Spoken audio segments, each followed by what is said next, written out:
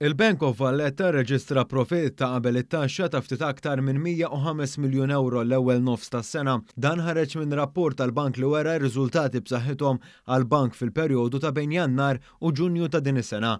F'konferenza tal-aħbarijiet it-tmexxija tal-bank qasmet diversi ċifri li ssostanzjaw dan kollu. Fost l-oħrajn kif id-dħul tal-bank kien jisboq il-200 miljun euro, żieda ta' kważi 70 miljun euro fuq id-dħul li rreġistra l-bank fl-istess perjodu is-sena li għaddiet.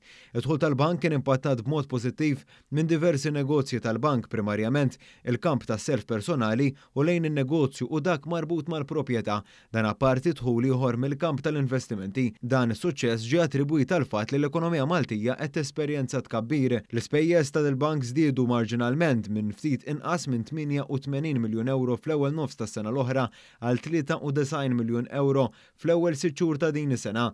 Din iż-żieda fl-infiq hija parzjalment attribwita għal żieda fl-ispejjeż marbuta mal-operazzjoni tal-bank fosthom il-pagi li żdiedu fl-isfond tas-suq kompetittiv għal riżors uman. Minkejja dawn in-numri b'saħħithom għall-bank ġie spjegat kif sabiex ikunu salvagwardjati l-interessi tax-shareholders, il-bank mhux se jagħti dividend interim f'dan l-istadju.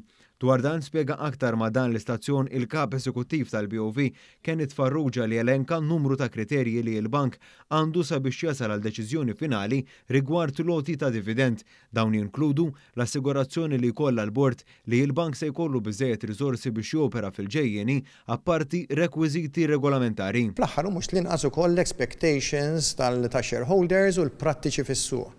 Dawn huma l-konsiderazzjonijiet li l-bord ikun qed jieħu fil-ġimgħat li ġejjin. Innota wkoll kif il-bank qed ikompli jħares lejn il-ġejjieni tiegħu li se jkun imsejjes fuq viżjoni li tħares b'mod partikolari il-miri ESG. Qed ukoll nassiguraw li noffru prodotti biex jinċentivaw il-behavior tal-klijenti fejn jidħol l-ESG. Pereżempju għan-negozju introduċejna prodott f'Diċembru li għadda li huwa popolari ħafna għan-negozji fejn dawk li qed jinvestu f'inizjattivi li jirriżultaw f'effiċenza fl-enerġija jistgħu jisselfu għal perjodu ta' 10 snin mingħajr l-applikazzjoni ta' interessi, ġifieri 0% interest. Dan il-bank jaqdil fuq minn 340,000 klient personali u aktar minn 19,000 negozju f'Malta u Għawdex.